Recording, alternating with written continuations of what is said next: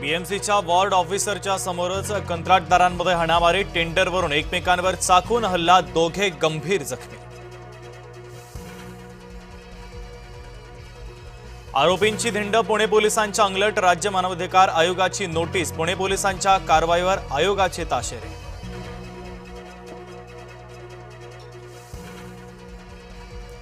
बुलढाण्याच्या ज्ञानगंगा अभयारण्यामध्ये बिबट्याची थरारक शिकार, झाडावर चढलेला बिबट्या कॅमेऱ्यामध्ये कैद।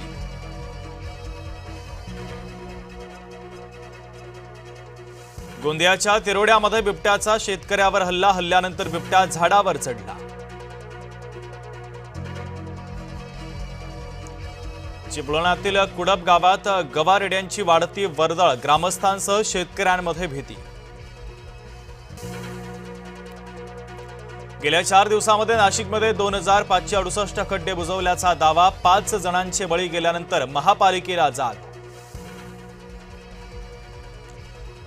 कर्जमाफीचा पहिला हप्ता शेतकऱ्यांच्या खात्यात, मुख्यमंत्र्यांच्या हस्ते 7000 कोटींचं वितरण होणार, पहिल्या टप्प्यात 16 लाख शेतकऱ्यांना लाभ। अमळनेरमध्ये बाजार समितीत पावसानं 15 ते 16 हजार क्विंटल अन्नधान्याचं नुकसान, महसूल विभागाच्या वतीनं पंचनामा। तापी नदीच्या बॅक वॉटरमुळे धुळे जिल्ह्यात शेकडो एकर पिकं पाण्याखाली, शेतकऱ्यांवर दुबार पेरणीचं संकट।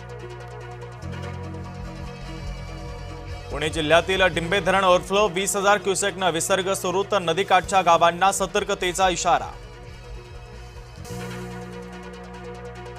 पावसानं जूनची कसर जुलैमध्ये भरून काढली, राज्यानं सरासरी ओलांडली, तर नाशिकला 98% अधिकचा पाऊस, तर सिंधुदुर्गात सरासरीपेक्षा 35% कमी पाऊस। खडकवासला धरणातून होणारा विसर्ग घटवला, पावसाच्या प्रमाणात पुन्हा निर्णय घेतला जाणार।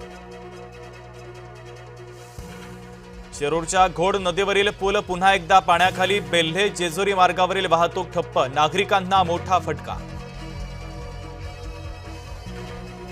राज्यातल्या 3000 पेक्षा जास्त धरणांमध्ये 68% पाणीसाठा, गेल्या वर्षीच्या तुलनेत साठा कमी, कोकण पुणे विभागात दमदार साठा।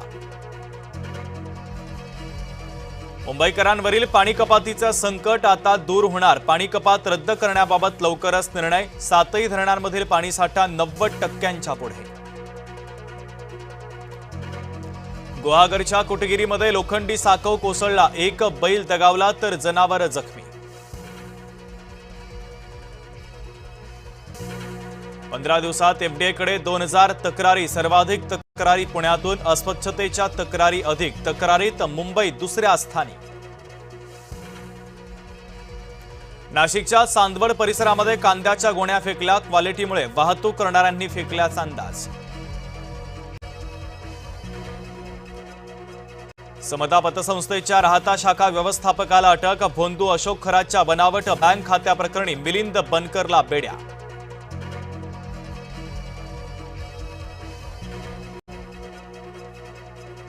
पुण्यातील लोहगावात बिबट्याची दहशत, पाळीव कुत्र्याची बिबट्यानं केली शिकार, गेटवरून उडी मारत बिबट्याची एंट्री।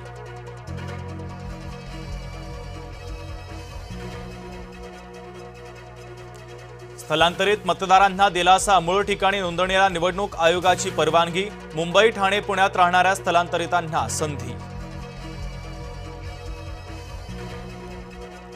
साखरेचे दर 50शी पार, सणासुदीमध्ये दरवाढीचा ग्राहकांना फटका, प्रति किलो 6 ते 7 रुपयांची वाढ।